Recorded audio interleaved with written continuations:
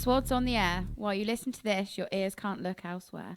Coming up in this show, we have an interview with incredible Edible Swindon and an all-new mix of new music and local talent.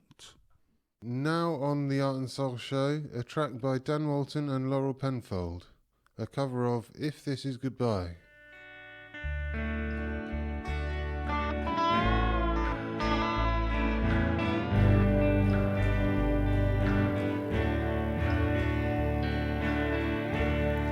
My famous last words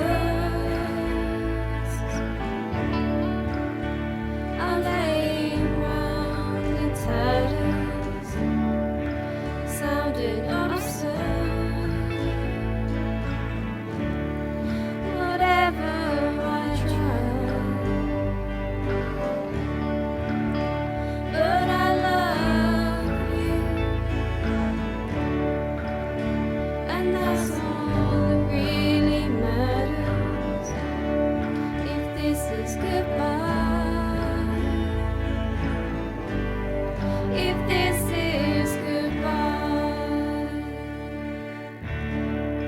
Bright shining sun will light up the way before me. You were the one, made me feel I could fly, and I love you.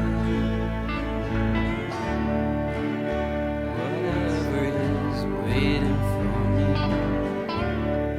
If this is goodbye,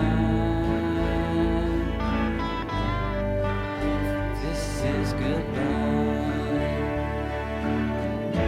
who knows how long we've got, or what we're made out of. Who knows if there's a plan or not? There is our love.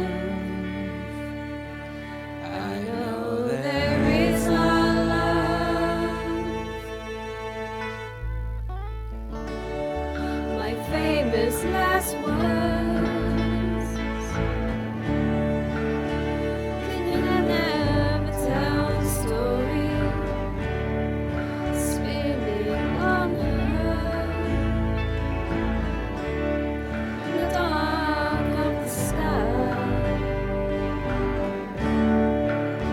But I love you,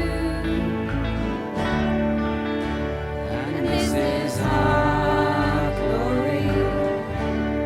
If this is goodbye, if this is goodbye, if this is goodbye, if this is goodbye.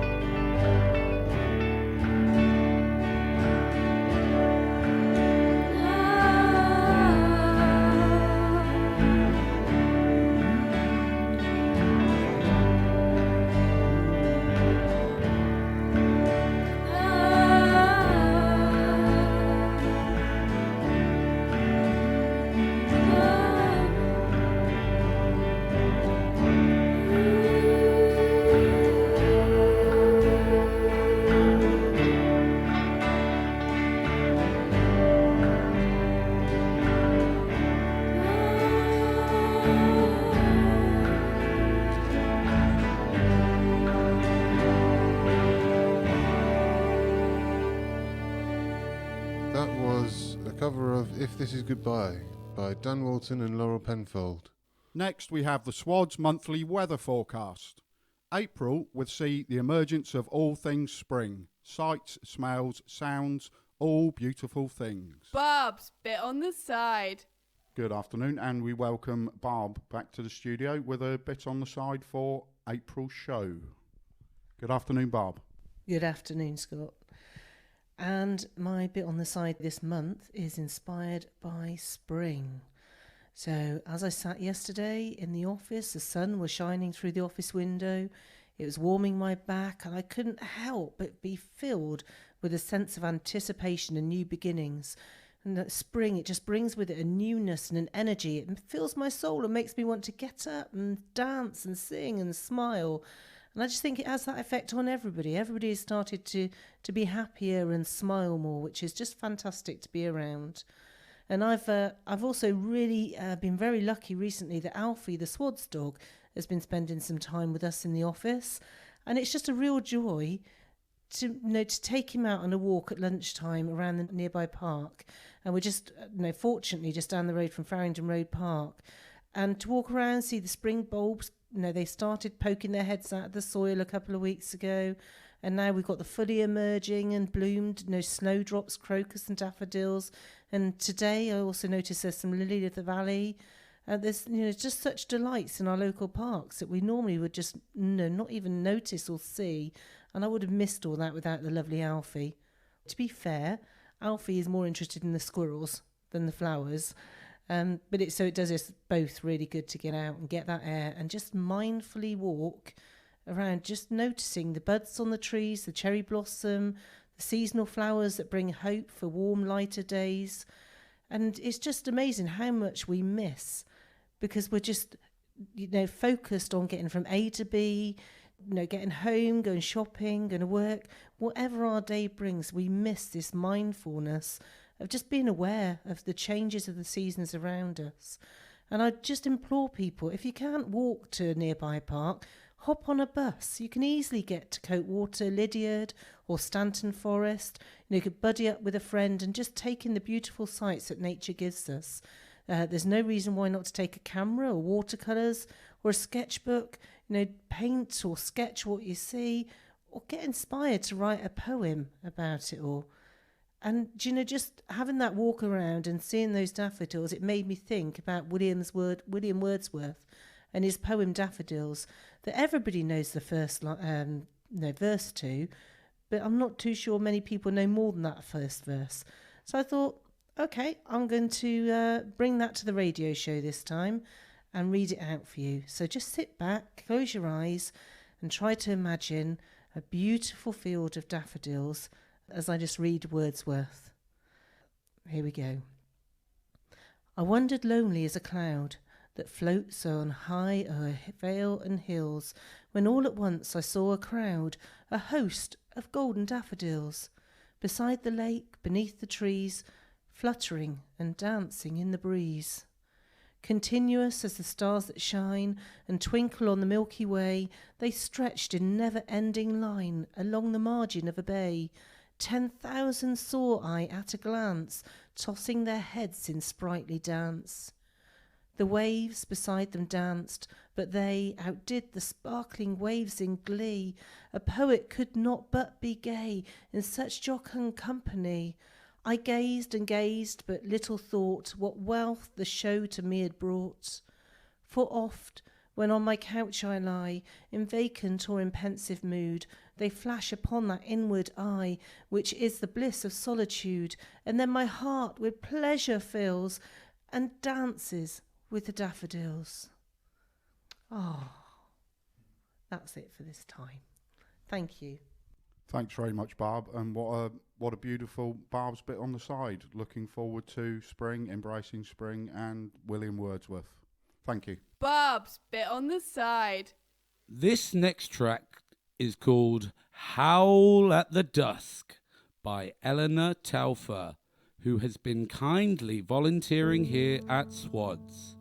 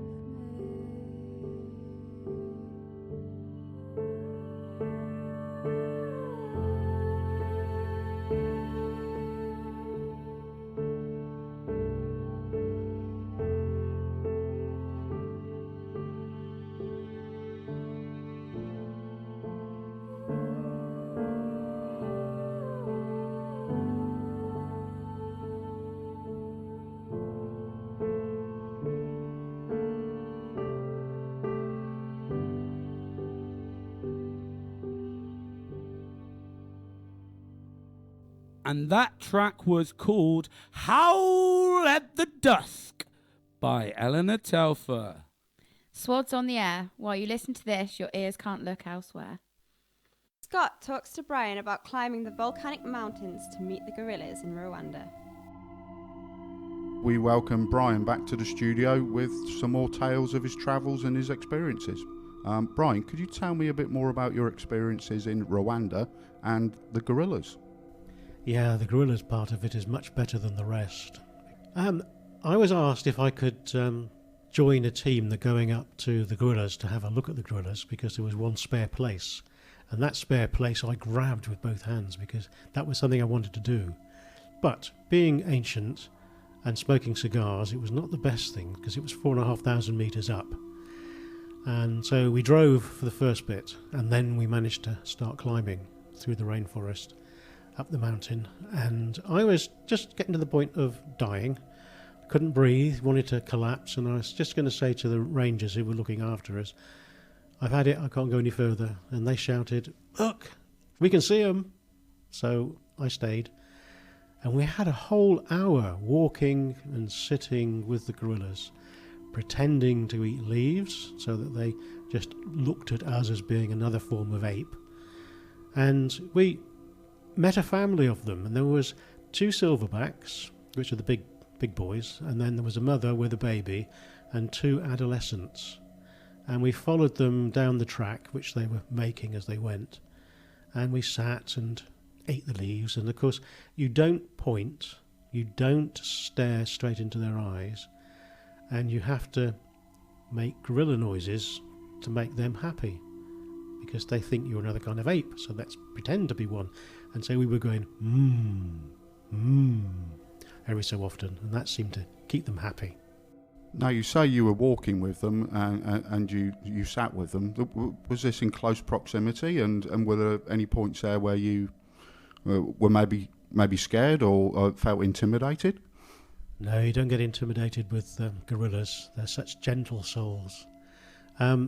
We were very close, and we're sitting with the group. They were no more than 3 or 4 feet away from us, but I made the mistake of stopping on the track and messing around with my recording kit, and then I realised there was a silverback that got left behind and was coming up the track towards me, and there was nowhere to go, so I just sort of pressed myself against the bush, and he walked past, and I could have stroked him, but he brushed against me as he went through, and he went up to the family and I followed them, and it was just incredible that this animal, that powerful, totally ignored the fact I was there. I was no threat whatsoever. But then we sat with them for the last part, and they were just chewing on various bits and pieces, and the adolescents started playing games, and they had this game like human children do of who is the bravest. And so one of them would rush over towards us and then stop and turn around and run back, and then the other one would go a bit further until they were both getting to the point where they could whack the humans and then run away, because they were definitely the bravest, and that was a lot of fun.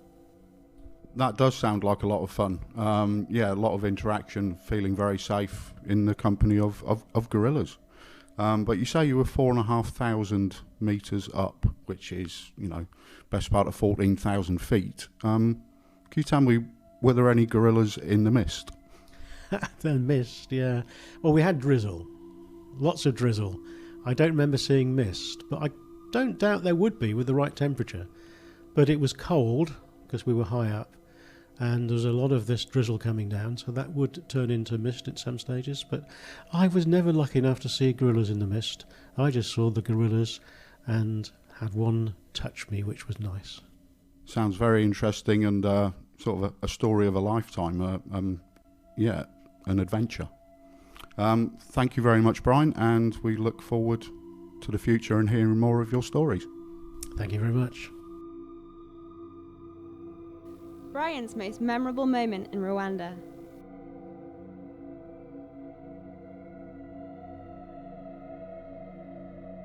Coming up next is a track called Hang Drum, recorded by Andy Woodland here at the Sound Recovery Studio SWADS. Enjoy!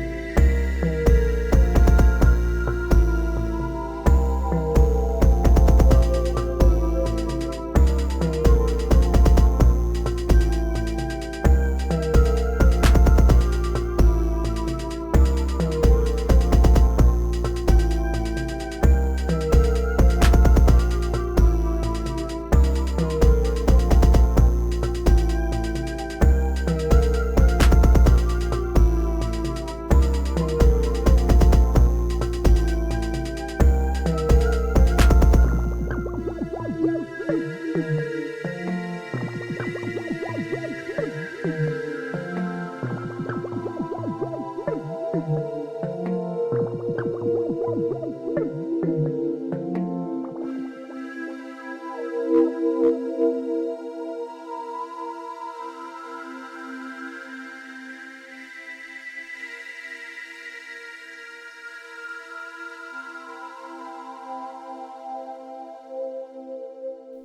was Hang Drum by Andy Woodland. And now an interview with Incredible Edible Swindon. Hi Amanda, welcome to SWADS Art and Soul Show. Incredible Edible Swindon. Tell us a bit about it. Well, we started about 3 years ago, and originally it was just three of us that started it. Anna, one of my close friends, had been to hear Pam Warhurst. Now, Pam Warhurst is the founding member of the actual Incredible Edible Network, where the name comes from. That's in Tordmorden, and I think she was just so enthused by what she'd heard about what they were doing up there. And she passed it on to me, and basically we kind of decided this was such a great idea. Nobody else was doing it in Swindon, and that we would sort of take this kind of umbrella idea of basically urban gardening. Yes, it sounds very interesting. So where was the original project based? So that the Incredible Edible Swindon Yes. project. So our original one, we started right outside the old Medical Fund Hospital, which is now the Central Community Centre in the railway. In the railway village, yes. Yeah, in the railway village. And mainly the reason we picked that spot was because they just started clearing out the sort of evergreen laurel hedges that were there, that were basically sort of like litter bins, essentially what they became. And when we had our first meeting in the glue pot, we basically thought, well, maybe that would be a perfect place to start and see if we can ask if we can put some vegetables. Which sounds a bit it sounds a bit weird, but basically we said, can we please put some vegetables in that little spot that you've just cleared? And actually they were really supportive of the idea.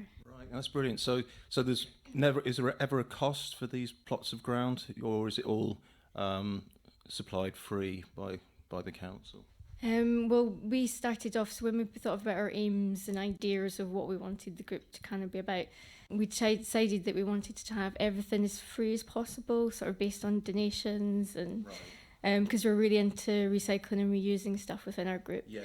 So originally we started with nothing. We just had our own seeds and our own vegetable things that we did. But one of our other members, Catherine, she also helps out at a community garden in Queen's Park. So she had some expertise in some donation of plants and things to start us off. But for going forward, we realised we needed maybe a bit more support for some of the bigger projects, which is the Three Sisters Grow Bag project we started last year, and we were really lucky to get a refresh grant, which is a council-based grant for that. So how does the grow bag system work? How you just have those dotted around, do you, or how does that work? So it was based on an idea that started, I think it was Islington in London, and it was basically the idea of the whole street just starts growing vegetable together. Right. So it's not on a sort of same community plot, it's just in their gardens essentially. So the money that we applied for was essentially to get the bags, the grow bags, get the compost soil and the plants to start growing them. So David grew everything from seeds, so we had seedlings to hand out to all the residents that managed to sign up to the project. And then we had a day where we filled all the bags, and we had some volunteers from Nationwide come and help us do that. And then we basically carried massive bags of compost to people's door, and then throughout the year they would come every time for their new plants to put in their bags. So that's people growing their own vegetables in a sense with the bag. So they're but in terms of the produce from the actual bigger plots, what happens to that? So that was, I guess, the original idea where they had in Tordmorden was just a simple plot of land, and it said a sign saying please help yourself. So that's why we started it like that, and essentially it's still the same really. We want to grow vegetables, and I know it's really hard because a lot of people, there's no free lunch kind of idea, and they're really scared of just picking stuff. But we have a sign there that says, what's ready and please help yourself. And that's, it took a little while for people to kind of catch on. Yes. But essentially, people have been. So we've grown sweet corn, believe it or not, courgettes, some cucamelons, which were new to me. They're like small grapes size. They're basically like little cucumbers. And we found that, people are starting to take an interest and are picking them. And we're really glad that it's actually people who live in the village that are doing that, because that's also important. I suppose it's also a very therapeutic activity for people to be involved with. I actually sort of work for the early intervention team in Swindon, but we have an allotment project, and it's purely, really, for the actual activity. So I can really see how people benefit from being outdoors, working on the ground, and producing something. So see, there's two sides to it. So, Yeah, absolutely. I mean, I think, yeah, just that being outside, and especially in an urban environment, we don't always get the chance if you don't have, I mean, I know we do have the park, which is just down the road, but not everyone always just wants to just sit. You know, it's that actually having an activity that's outside to be able to sort of take part in something like that. So yeah. That's interesting. Do you have younger people involved? Do you have children helping with the groups? Particularly in West Swindon we do. So there's a couple of plots that Lisa, one of our members, has been going there. They're so basically little brick planters that are just, built in amongst housing estates. Right. And she's finding, because there's a lot of houses and families in those houses around those plots, they're bringing their children along as well. So I know that there's definitely kids being involved, yeah. And it's organic, isn't it? It's all organic. As much as possible, yes. So we don't add at all any, extra fertilizer or anything like that. So the only non-organic bit might be the compost that we get, because we're trying to do it through donations. Two of our group are very, experienced gardeners, and they will try and source things. Is that an issue in terms of sort of pest control and disease and things if you are organic? So you're limited, I suppose. That is true, but I think the amount that we're growing is such on a small scale, because for us it isn't really about the food as such. I know that sounds really bizarre because we're growing vegetables, but it's more about the people coming together and using the space and helping each other and talking and socialising, which is a really How many people do you have involved now? Sounds like quite a big setup now. So. There's actually still only just 5 of us that actually are involved in taking the projects, but within those different projects there's other people who will come and help us. So for instance, at the Central Community Centre we work really well with the Mechanics Trust, who run the centre, and we've got people like Michael and Hannah there who regularly help us. Do you have any involvement with any other voluntary organisations at all, like the food bank or anything like that? At the moment we have tried. So when we first started, one of our things was basically just to talk to as many people as possible in Swindon that were perhaps doing things around food and growing things.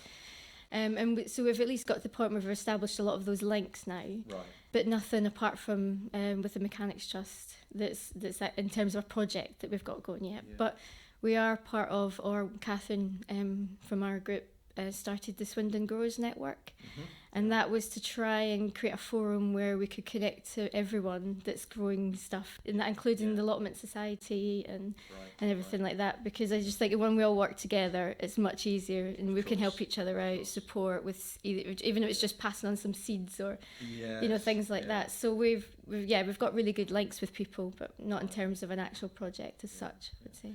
And in terms of, just on a practical sort of thought, in terms of sort of tools and equipment and things like that, is that your own stuff? Presumably tools and things donated from time to time as well? Yeah, that's exactly it. So David and Lisa have most of the tools because they're both experienced growers, as I said, so they already came with tools. But yeah, some of it has been donated by people as and when we've asked, basically. Or some people have just seen that, because we have a website now, and we do have a space on that says, please do. So we've had people just say, I've got a lot of seed trays, would you like them? So. Yeah. No, that's great. So clearly it's growing organisation. Sorry about that. So if you wanted to get involved in the group, how would we go about that in terms of volunteering or just to be part of it? How would we go about that? Well, again, our website, so that's an easy place to contact us. We have an email address, so if there's something specific, just email us on that. Another thing, we have a social at the Glue Pot every third Wednesday of the month. That sounds good. And that's a really good sort of relaxed, chilled out atmosphere for people to come and just talk to us. Even if they're a bit worried about being involved, they just want to chat and find out what we're doing. That's a good thing to do. And also we're on Facebook and Twitter. So we try and keep updated. But as I say, sometimes it doesn't always work because there's only 5 of us. But yeah, that's probably the best way to... I have seen the site. I think, it looks really good, really informative, and, how to donate and get involved. So that's great. Okay, well, thanks very much for coming along and telling us. Thanks for asking me here. And very interesting, and hopefully get a few more people on board to help you with that. That's great. Thank you very much. Thank you. And that was Amanda from Incredible Edible, Swindon. And now a track by Dash Swank called Fable. The parable of the king and his 3 most loyal men. Stranded in the desert, the king says to his 3 most loyal men, I need you to find me some life. There is no life here, so find me some. Otherwise, we are all dead.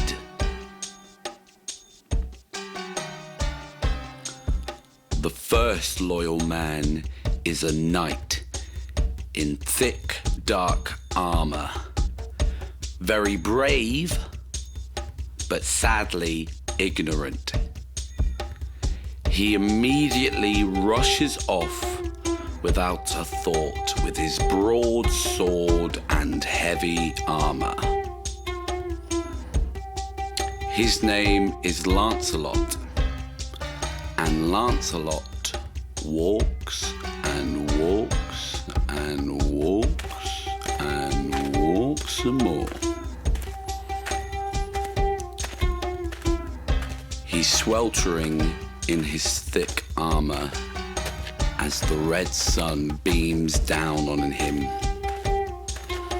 He drinks all his water in the matter of an hour. The sun sets and the moon rises, and as the heat dissipates, the cold grabs him. His bones shake in his now very heavy armor. Lancelot dies at the end of the 2nd day, with the scorpions and vultures eating him. Now Lancelot dies a noble death, but still he dies. Life comes to him after he is dead, and his body becomes that of the scorpions and the vultures. Now the king's 2nd most loyal man is called Littlefinger, and he is not ignorant like the first man. He is clever, but sadly he is arrogant. He's read many books on adventuring and questing, yet he has never done it physically himself. He knows that the sun rises in the east and sets in the west, and he believes that the ocean is to the west, so he decides to follow the sun.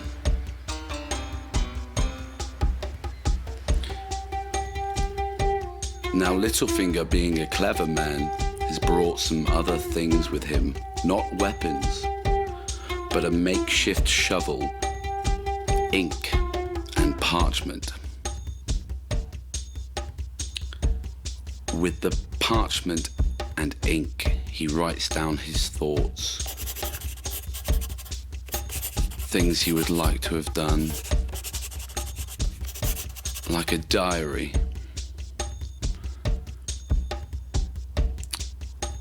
At the end of the first day, as the sun is setting, he decides to dig with his makeshift shovel. So he digs and digs and digs deeper and deeper. All of a sudden, he feels the wetness around his toes. And he digs a little bit more, and he finds a little bit more water. Life. He bends down and scoops up the water with his hands.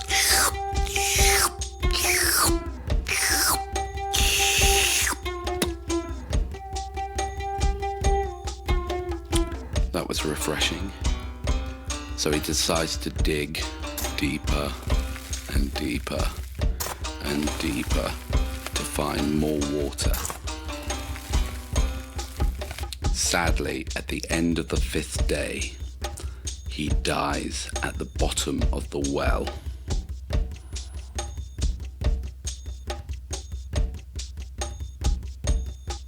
Consider it that he built his own grave.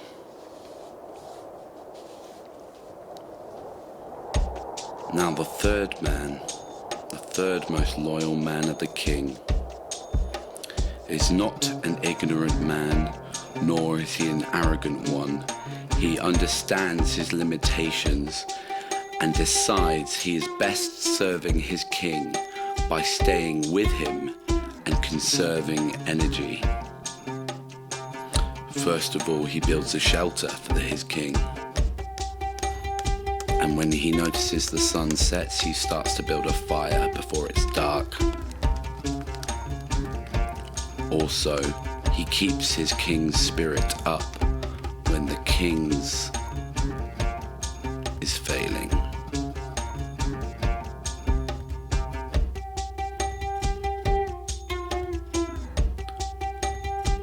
On the 9th day, this man and the king are rescued by a travelling horde of camel riders. They have seen their campsite from miles away and they see the smoke billowing in the sky and they rescue him. Now, the third man secured life for his king and for himself by thinking logically and keeping a level head.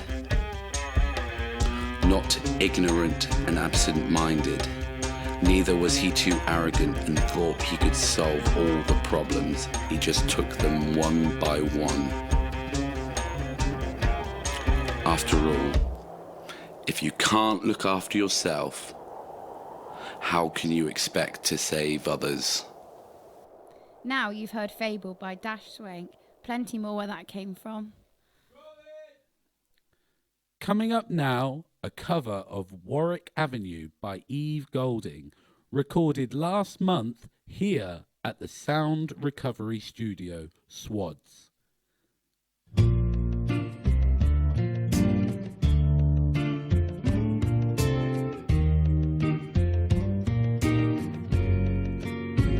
When I get to Warwick Avenue, meet me by the entrance of the tube. We can talk things over a little time. Promise me you won't step out of line. When I get to Warwick Avenue, please drop the past and be true. Don't think we're okay just because I'm here. You hurt me bad, but I won't shed a tear. I'm leaving you for the last time, baby. You think you're loving, but you don't love me. I've been confused out of my mind lately. You think you're loving, but you don't love me.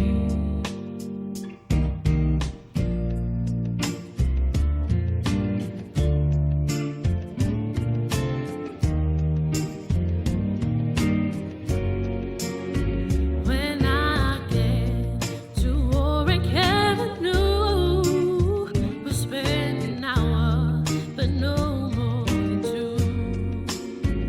Our only chance to speak once more. I showed you the answers, now here's the door.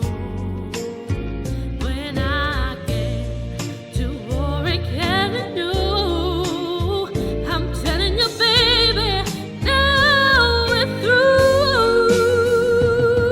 I'm leaving you for the last time, baby. You think you're loving, but you don't love me. I've been confused out of my mind lately. You think you're loving, but you don't love me. I want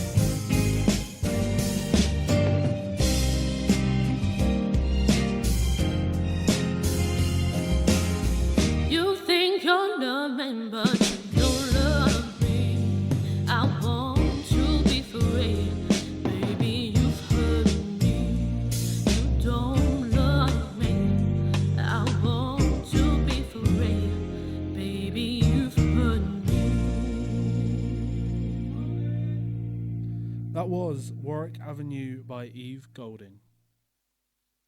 And now a poem by Rusty Goat, I Like It But It's Clunky, featuring Jason Richards with Rich and P on production. I like it, but it's clunky. Tell me what she said, mate. Tell me what she said. She said, I like it, but it's clunky. Well, I'm not a bank of 1,000 typewriting monkeys trying to be Shakespearean in a wordy old English fashion.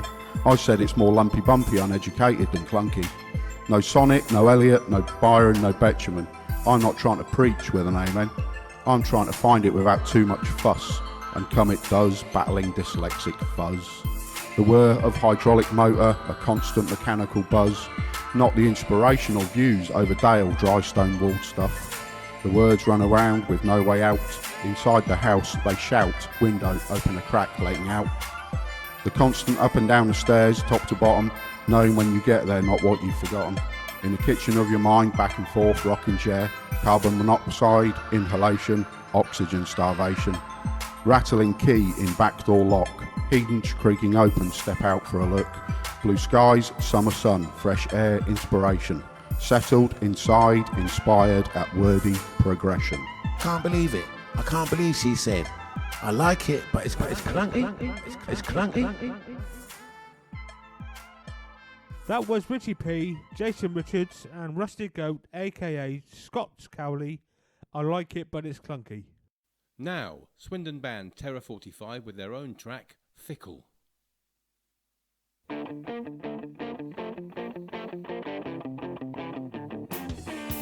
your best dress on and your love is strong, so it won't take long until it's gone. With the flick of a hand and the roll of the dice, there will always be someone. Know you're gonna burn, think you're gonna turn. Only tonight, as the drinks start to pour and the crowd once more with the slam of the door in their face, but to fear that they'll all disappear without a trace. Know you're gonna burn tonight, think you're gonna turn. Only tonight. Ah!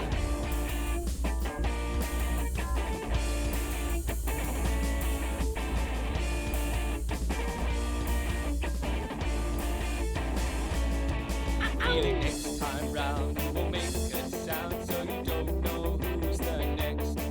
Cause you're insecure and your life's a bore, mobile out, compose and text. Know you're gonna burn tonight, think you're gonna turn.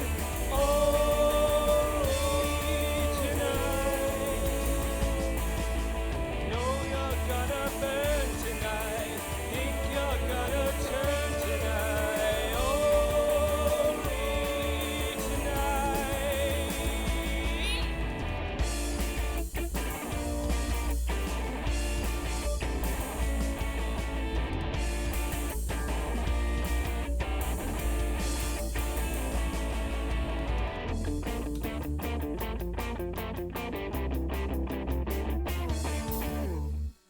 That was Fickle by Terror 45, and we're now going to end the show with a little impromptu jam with the radio group guys playing live in the studio last week.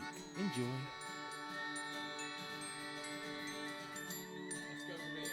1, 2, 3,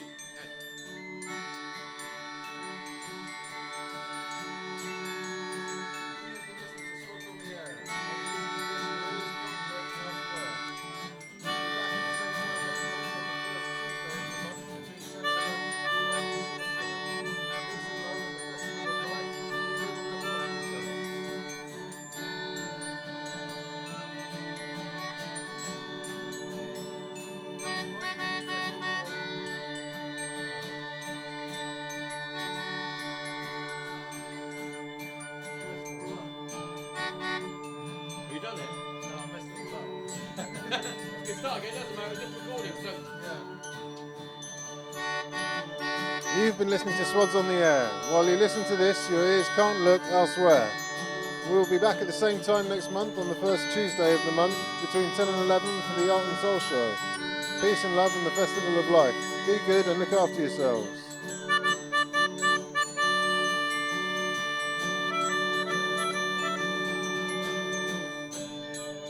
Mike Beckett on melodica.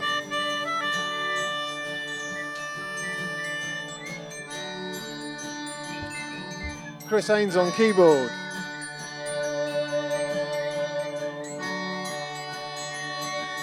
James Osborne on guitar.